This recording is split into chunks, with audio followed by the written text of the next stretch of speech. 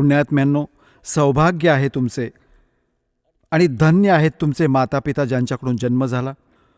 तुम्हाला ही अनमोल वचने ऐकायला मिळत आहेत, जी ब्रह्मा विष्णू महेशला पण कल्पना नाही या ज्ञानाची, जो आपल्यावर वर्षाव केला भगवानाने, कधी सीडीच्या माध्यमातून, कधी सत्संगाच्या माध्यमातून, कधी चिपच्या माध्यमातून. परमात्मा तुमच्या आत्म्यावर वर्षाव करत आहेत.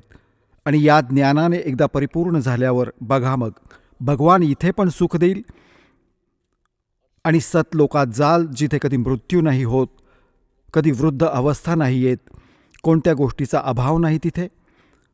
आता जो प्रसंग चालू आहे, ज्या लोकात तुम्ही राहत आहात, निखारे बरसत आहेत आणि जिथे निखारे थोडेसे कमी आहेत, कमी आगीचे आहेत, आपण त्यांना सुख मानून बसलो आहोत. आता काय सांगतात की घाटे बादे सब जग दुखिया और के गृहस्थी बैरागी हो.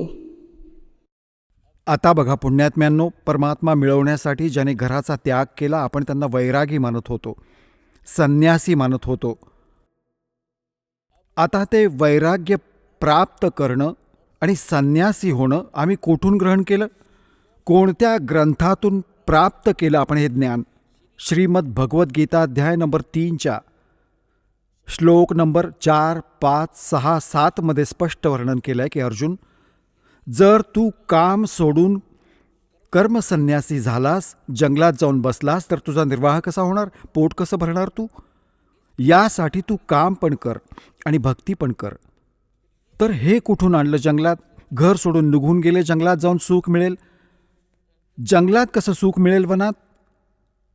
आता घरात सगळ्या सुविधा आहेत तुम्हाला, वेळेवर पोळी मिळते, झोपडी आहे, घर आहे, जशी पण तुम्हाला सुविधा कर्मानुसार मिळाली आहे त्यात संतोष माना आणि तिथे बसून आपली भक्ती करा.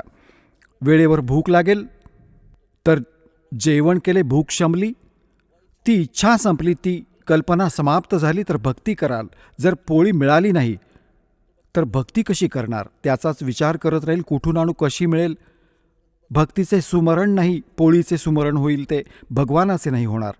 आता जसे घर सोडून निघून गेला, वैरागी बनला, तिथे जाऊन गरमी पण लागणार, थंडी पण वाजणार, वर्षा पण होणार. त्यासाठी मग झोपडी बनवायला लागेल त्याला, झोपडी किंवा गुहा खोदायला लागेल.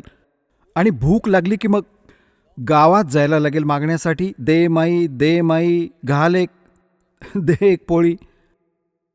आता जोपर्यंत पोळी नाही मिळणार तोपर्यंत भगवान आठवणार नाही, तर पोळी आठवत राहील त्याला. तर परमात्मा सांगत आहेत, सांगितले आहे की जी साधना केली पाहिजे त्याची जी पद्धत आहे ती तर माहीतच नाही. तुम्ही हाच विचार करत बसता की त्यांनाच भगवान भेटतो जे जंगलात निघून जातात, उभे राहून तप करतात, निखाऱ्यावरती तप करतात.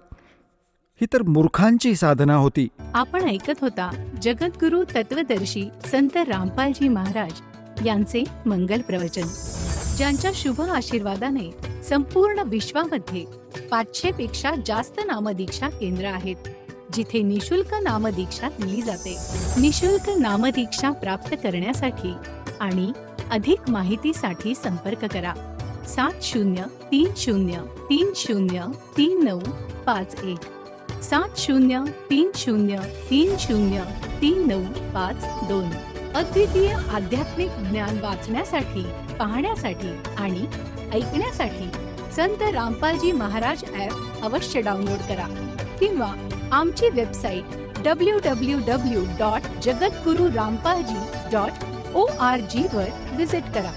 आम्हाला सोशल मीडियावर फॉलो करा. सर्व पवित्र धर्मांच्या पवित्र शास्त्रांवर आधारित प्रमाणित अनमोल पुस्तक ज्ञानगंगा किंवा जगण्याचा मार्ग यापैकी कोणतेही एक पुस्तक निशुल्क मागवण्यासाठी आपण आम्हाला आपले पूर्ण नाव, पूर्ण पत्ता, पिनकोड आणि फोन नंबरसह लिहून 7030303951 किंवा 7030303952 या नंबरवर SMS करू शकता किंवा 7030303950 या नंबरवर व्हॉट्सअप देखील करू शकता.